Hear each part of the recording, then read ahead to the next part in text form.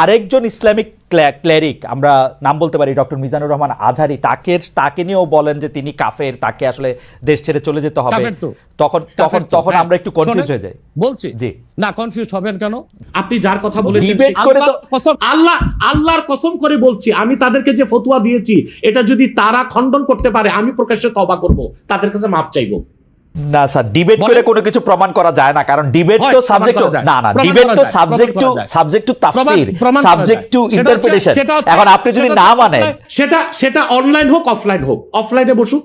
আচ্ছা, অফলাইনে বসুক কিতাবপত্র নিয়ে। আরেকজন ইসলামিক ক্লেরিক, আমরা নাম বলতে পারি ডক্টর মিজানুর রহমান আজহারি, তাকে নিয়েও বলেন যে তিনি কাফের, তাকে আসলে দেশ ছেড়ে চলে যেতে হবে। তখন আমরা একটু কনফিউজ হয়ে যাই। বলছি জি না, কনফিউজ হবেন কেন?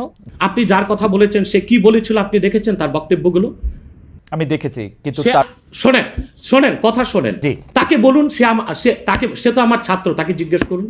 2007 সালে সে আমার থেকে সবক নিয়েছে দারুন রাজাত মাদ্রাসায়। আমি তার টিচার, আমি তার শিক্ষক, এবং তার শিক্ষকরাও আমাকে শিক্ষক মানে। অতএব সে যদি, দেখুন আপনাকে পিছন থেকেই বলতে হচ্ছে, আপনি সময় দিতে হবে আমাকে। আপনি কিন্তু বসে আছেন একা, আমার কিন্তু কয়েক হাজার লোক বসে আছে আমার অপেক্ষায়, একটা শিডিউল প্রোগ্রাম আমি রেখে বসেছি আপনার এখানে। যেহেতু আপনার মাধ্যমে আমার মেসেজটা আমি অনেকের কাছে পৌঁছাতে পারবো। আপনি যে ব্যক্তির নাম নিয়েছেন, তাকে আপনি কি দিয়ে তাকে স্কলার বলবেন? লক্ষ লক্ষ লোক হলে স্কলার হয়? এটা কোনো কথা নয়। দ্বিতীয় কথা হচ্ছে, সে মুফতি নয়, ফতুয়া দেবার অধিকার রাখে মুফতি। স্কলার হওয়া এক জিনিস, ওয়াইজ হওয়া এক জিনিস, মুফতি হওয়া আরেক জিনিস। আর আমার কথা হচ্ছে, আমি কি গ্র্যান্ড মুফতি বাংলাদেশে তা আমি বলছি না, এটা বলার অথরিটি আমার নেই, কিন্তু আমার ফতুয়াতে কলম বসাবার মতো 10টা মুফতি আপনি বের করে দেন। এখন অন্য মুফতিরা বলছে না কেন, সেটা একটা সাহসিকতার বিষয় আছে, সেটা আরো কোনো তাদের প্রতিবন্ধকতা থাকতে পারে। যেমন আপনি দেখেছেন আওয়ামী শাসনের সময় দেশের অনেক বড় বড় আলেম শেখ হাসিনার দালালি করেছে, তো তারা কি এমন কোনো ফতোয়া দিবে যে সরকার বেকায়দায় পড়ে? এখন অনেক আলেম আছে যেটা বর্তমান সরকারের নির্লজ্জ সমর্থন করে যাচ্ছে, কিন্তু এই সরকার ক্ষমতা আসার পর থেকে আমি শরিয়ার কোরআন সুন্নাহর আলোকে যতটুকু সমালোচনা করা দরকার গঠনমূলক সমালোচনা করে যাচ্ছি। আর আমাদের মতো 2-4-10 জন যারা মিডিয়াতে আছে তারাই কিন্তু দেশের আলেম না। হাজার হাজার আলেম ওলামা পীর মাশায়েখ নীরবে নিভৃতে নির্জনে ইসলামের খেদমত করে যাচ্ছে, তাদের মতামতটাও দেখতে হবে। এখন যারা ফ্রন্টে চলে এসেছে, মিডিয়াতে চলে এসে সেলিব্রিটি হয়ে গেছে, তারাই কি বলল সেটা দেখার বিষয় না। এখানে তো যদি আপনি একটা প্রশ্ন আনেন যে আসলে শাতিমকে ক্ষমা পেতে পারে কিনা, বা রাষ্ট্র যদি শাতিমকে পৃষ্ঠপোষকতা দেয়, তার শাস্তি নির্ধারণ না করে, তাহলে কোনো জনগণ বিচারটা হাতে করতে পারবে কিনা? আপনি দেখুন পৃথিবীতে যত অভ্যুত্থান ও বিপ্লব হয়েছে, জনগণ আইনকে হাতে তুলে নিয়েছে। আপনি 5ই আগস্ট দেখেন, বাংলাদেশে রাষ্ট্র ক্ষমতা যে এসেছে বর্তমান সরকার, এটা গণতান্ত্রিক পদ্ধতিতে হয় নাই, ছাত্র জনতা আইনকে হাতে তুলে নিয়েছিল। এই বিপ্লবকে আপনি অবৈধ বলবেন? যে 6-7 জন সমন্বয়ক নেতৃত্ব দিয়েছে তাদেরকে কি আপনি সন্ত্রাসী বলবেন? না, কিছু করার ছিল না। 15 বছরে যে জগদ্দল পাথর ফেসিবাদী হাসিনা বসেছিল, গণতান্ত্রিক পদ্ধতিতে এটাকে সরানো সম্ভব হয় নাই, আইনকে হাতে তুলে নিতে হয়েছে। অতএব যদি গণতন্ত্রের স্বার্থ রক্ষে আইনকে হাতে তুলে নেওয়া যায়, আল্লাহ তার হাবিবের সুমহান ইজ্জত এবং স্বার্থে আল্লাহ তার হাবিব সাল্লাল্লাহু আলাইহি ওয়াসাল্লামের ইজ্জতের বিপক্ষে কেউ কথা বলবে এবং ধারাবাহিকভাবে শাস্তি পাবে না, চলতেই থাকবে। আমরা শুধু মিটিং মিছিল করে লাঠি পেটা খাবো আর গুলি নিব। স্যার আপনার কাছে মনে হয় না, স্যার আপনার কাছে মনে হয় না এটা আপনার, স্যার আপনার কাছে মনে হয় না এটা আপনার পয়েন্ট অফ ভিউ?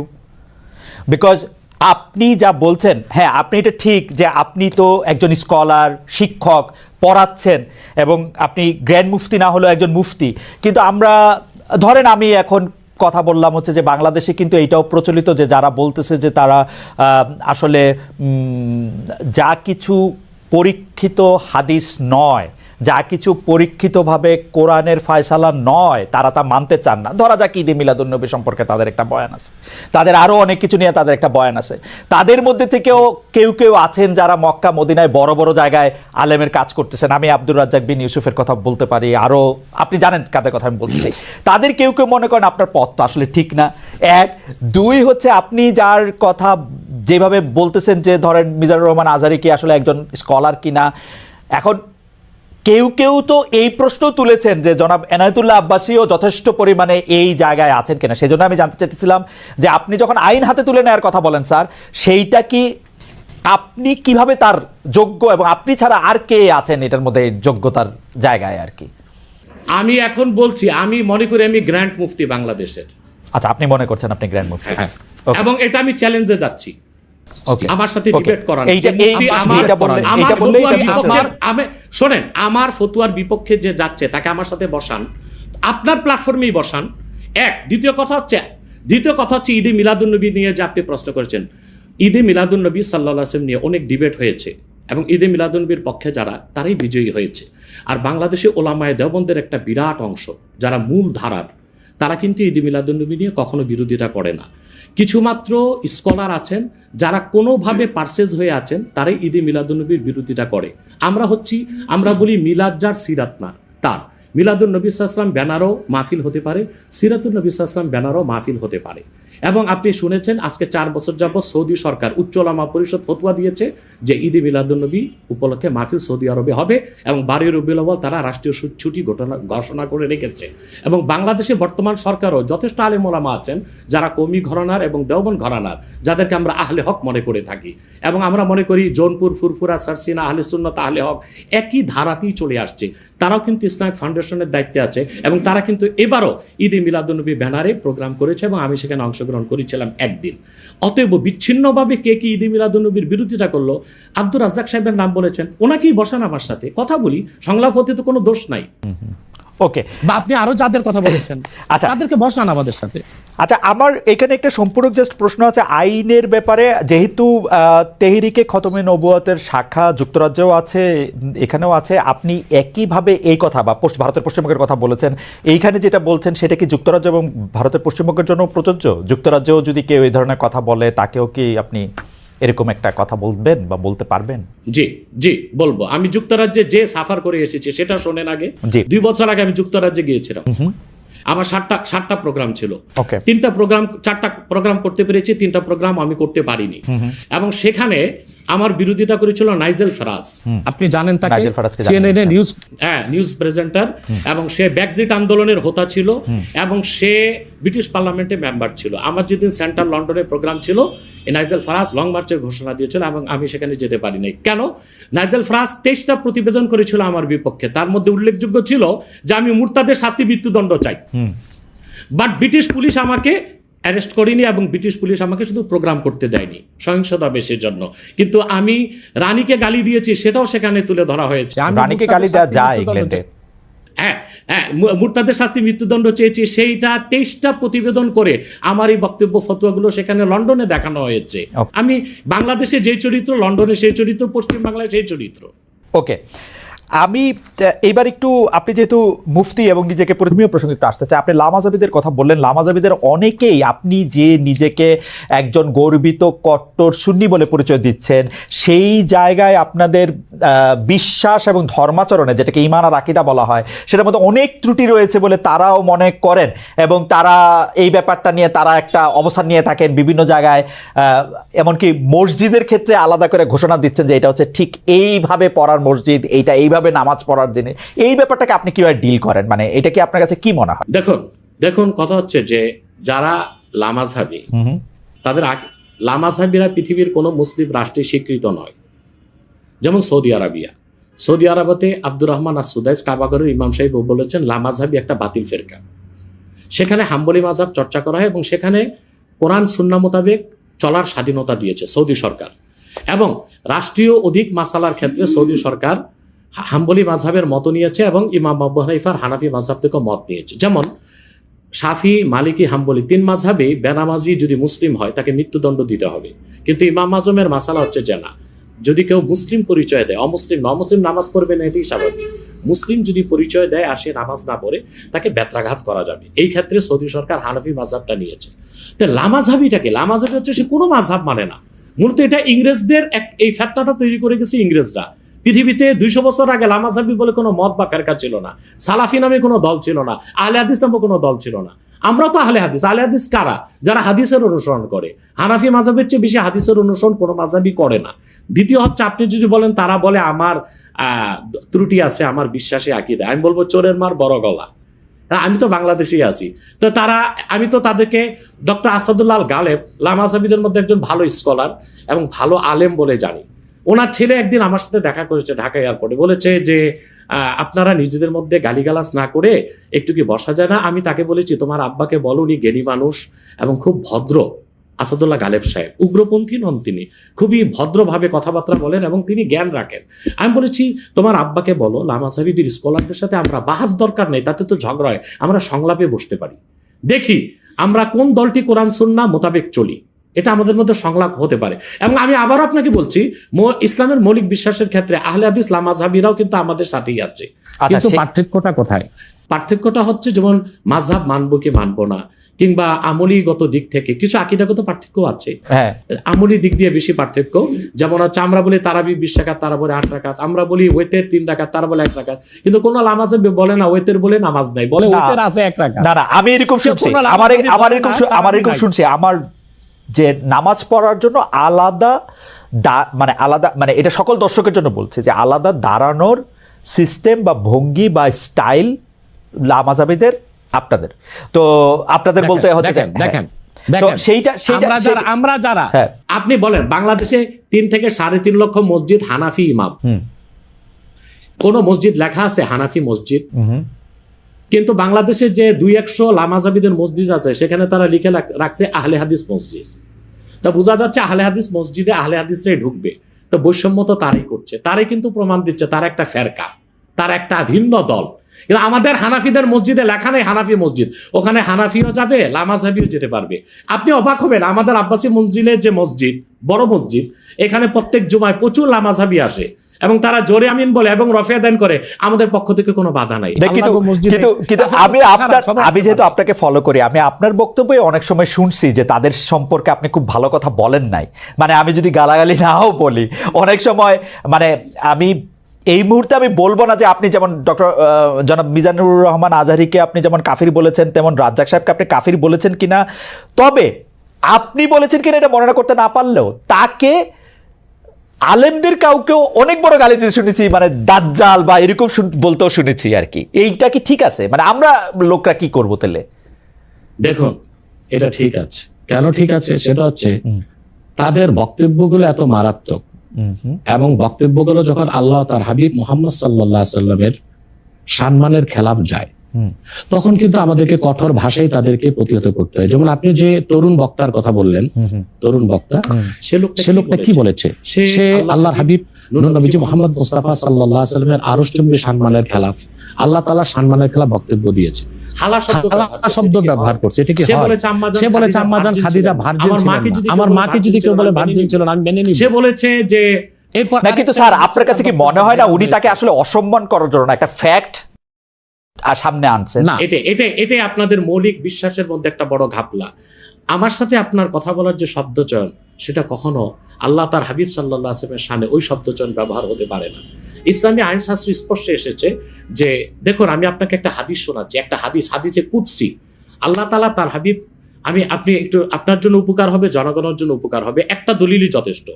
খন্দক যুদ্ধে আল্লাহর হাবিব সাল্লাল্লাহু আলাইহি ওয়াসাল্লামের আসর নামাজ কাজা হয়েছিল, আর উহুদ যুদ্ধে আল্লাহর হাবিব সাল্লাল্লাহু আলাইহি ওয়াসাল্লামের দাঁত শহীদ হয়েছিল।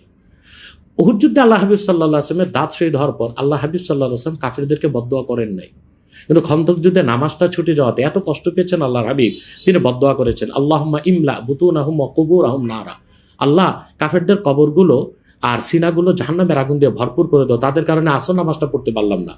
মাগরিবের পর আল্লাহর হাবিব সাল্লাল্লাহু আলাইহি ওয়াসাল্লাম আসর কাজা করে মাগরিব পড়েছেন। আল্লাহ তখন হাদিসে কুদসি নাজিল করেছেন, মুহাম্মদ সাল্লাল্লাহু আলাইহি ওয়াসাল্লাম, আপনি উহুদে আপনার দাঁত শহীদ হয়েছে, আপনি মাফ করে দিয়েছেন, কিন্তু খন্দকে নামাজ চলে গেছে, আমার হকটা মাফ করলেন না। আল্লাহ সেদিন নিয়ম করে দিলেন, আল্লাহ বললেন যে আপনার উম্মতের মধ্যে কোনো ব্যক্তি যদি সারা জীবনও নামাজ না পড়ে, সে কাফের হবে না, গুনাহগার হবে, পানিশমেন্ট পাবে, কিন্তু ওয়ামান তাআনা শাআরাতাম মিন শাআরাতিকা ইয়াকফুর, কিন্তু আপনি মুহাম্মদ সাল্লাল্লাহু আলাইহি ওয়াসাল্লামের একটি চুল মুবারক নিয়ে যদি কেউ মন্তব্য করে, সে কাফের হয়ে যাবে।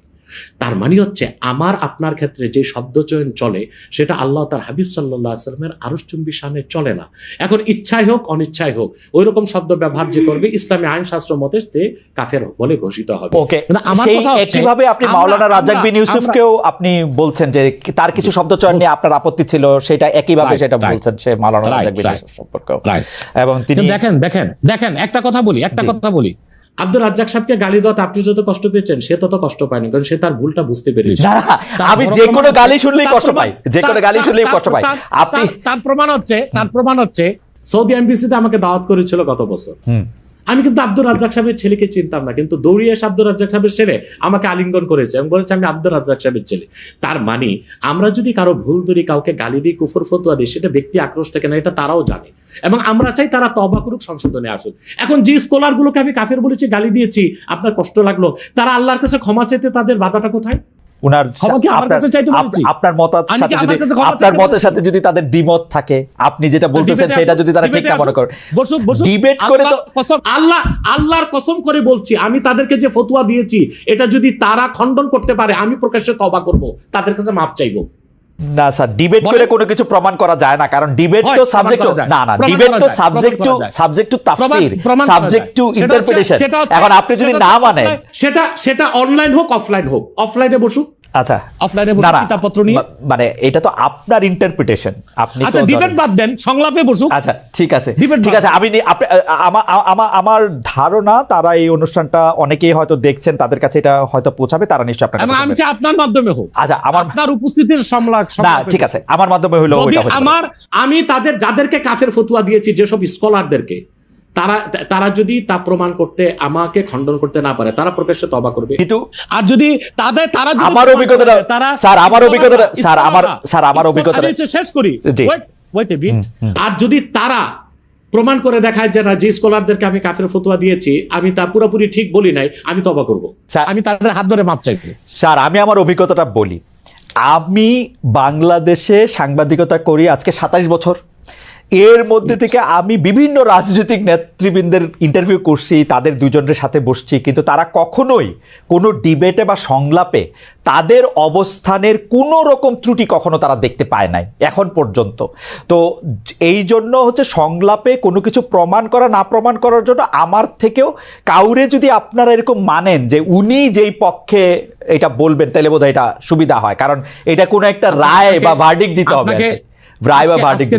না আপনি দেখেন, সংলাপে কোনো ডিবেট না, ডিবেট হচ্ছে মুবাহাসা, সেখানে ঝগড়া হতে পারে, তর্ক বাড়তে পারে, কিন্তু সংলাপটা হচ্ছে আন্তরিক পরিবেশে দলিল প্রমাণ নিয়ে উপস্থাপন করা। এটা তো হতেই পারে, এটা আপনি করতে পারেন, এটা অফলাইনে অনলাইনে অন্যরা করতে পারে, এবং তারা সবাই বাংলাদেশে এখন আছে। যদি ইসলামিক ফাউন্ডেশনে তারা বর্তমান যে খালেদ সাহেব আছে, উনি তো একজন ধার্মিক মানুষ, তার উপস্থিতিতে করেন আরো সুন্দর হয়। কিন্তু আমরা যাদেরকে, যে স্কলারদেরকে কুফর ফতোয়া দিয়েছি, সেক্ষেত্রে আমরা অনর এবং অবিচল। এবং আপনি যে স্কলারের কথা বলেছেন, সে আমাকে কথা বলতে চেয়েছে, আমি তার সাথে কথা বলিনি, এবং সে হয়তোবা আসতেও চেয়েছে, আমি অ্যালাউ করিনি। আমার শর্ত একটাই, যে আমি যে ফতোয়া দিয়েছি তা আমি প্রমাণ দিব, তারা তাদের স্কলার নিয়ে বসুক, যদি প্রমাণ দেয় আমি দিতে পারি, তাহলে ক্ষমা তো আমার কাছে চাইবে না, আল্লাহর কাছে ক্ষমা চাইতেও কি ভাই লজ্জা আছে? না তা নাই, ঠিক আছে। আমরা আমাদের একটু একটা ঘটনা, স্যার এক সেকেন্ড। মরহুম মাওলানা আশরাফ আলী থানভী রহমতুল্লাহ, নাম শুনেছেন? জি, উনি কিন্তু আমাদের সকল ঘরানার একজন মুরব্বী। তো ওনার একটা চমকপ্রদ ঘটনা, উনি একবার ইউপিতে এসেছিলেন জনপুরে। তো ওখানে আহমদ রাজা খান বেরেলি, ওনার অনুসারীরা বললেন যে আশরাফ আলী থানভী কুফর করছে, সে কাফের। আশরাফ আলী থানভী রহমতুল্লাহ কত বিচক্ষণ ব্যক্তি ছিলেন। তখন আমার দাদা উপস্থিত ছিলেন সেখানে, ওনার বয়স তখন খুব কম। তিনি জনপুর সাহেব মসজিদের মিম্বরে দাঁড়িয়ে বললেন, তোমরা যারা বলতেছো আমি কাফের, তা আমি এখন কলেমা পড়ি? বলে পড়েন। তিনি কালেমা শাহাদাত, কালেমা তাইবা পড়লেন। পড়ার পর বলে এখনো কি আমি কাফের? বলে না। তিনি তখন ওয়াজ শুরু করলেন। তিনি তার বক্তব্যে তখন আল্লাহর হাবিব নূর নবীজি মুহাম্মদ সাল্লাল্লাহু আলাইহি সাল্লাম এবং আল্লাহ তাআলার এবং ইসলামের সম্মান তুলে ধরলেন। তখন উপস্থিত লোকজন বলল, আমরা বেহুদাই তাকে কাফের মনে করেছি, বিভ্রান্ত হয়েছে। আসলে কি জানেন, আল্লাহর কাছে ক্ষমা চাইতে, ক্ষমা চাওয়াটা বিনয়ের কাজ। আদম আলাইহিস সালাম অপরাধ করে আল্লাহর কাছে ক্ষমা চেয়ে আদম হয়ে গেছে পৃথিবীর মানুষের জনক। ইবলিস অপরাধ করে এলেমের গর্মি দেখিয়ে ক্ষমা করে নেয়, ইবলিস হয়ে গেছে আজাজিল, অভিশপ্ত। আমি 20 সেকেন্ড একটু সময় চাই নিতেছি। Ashish, can we extend the program for couple of more minutes? Doctor Abbasi, আমাদের সময় শেষ হয়ে আসছে, আমরা একটু সময়টা একটু আপনার থেকে একটু বেশি চাইতেছি। শুধু একটা ছোট প্রশ্ন, সেইটা নিশ্চয়ই আপনি আপনার সময় কখনো বলবেন, যে আরেকজন ব্যক্তিকে, আপনি এটা ঠিকই বলেছেন জৌনপুরের পীর সাহেবের উদাহরণ দিয়ে, যে আমি যদ্দূর ইসলাম সম্পর্কে বুঝি, কেউ যখন নিজেকে বলে যে মানে কলেমা শাহাদাত এবং কলেমা তয়বা যে যতক্ষণ পর্যন্ত পড়বে বা মনে করবে ততক্ষণ পর্যন্ত আরেকজন ব্যক্তি কি তাকে কাফের বলতে পারে? আপনি তো ছোট করে একটু বলেন, আমি শুধু হ্যাঁ বা নার মধ্যে থেকেও শুনতে চাই, মানে পারে কিনা, মানে আমি দাবি করলাম আমি মুসলমান, আপনি আমাকে কইতে পারবেন কিনা যে আমি কাফের? এই ক্ষেত্রে আপনাকে সংক্ষেপে মূলটা বলে দিচ্ছি। প্রথম হচ্ছে মমিন। মমিন হচ্ছে যে কালেমা শাহাদাতকে মনে বিশ্বাস করে মুখে স্বীকার করে। এখন সেই মমিনকে আমরা মুসলিম বলবো কখন? হাদিস শরীফে এসেছে মানসাল্লাহ সালাতানা ওয়াস্তাকবালা কিবলাতানা ওয়া আকালা যাবিহাতানা ফাযালিকাল মুসলিম। কোনো ব্যক্তি ঈমান আনার পর যদি আমাদের সালাতকে আদায় করে আমাদের কিবলা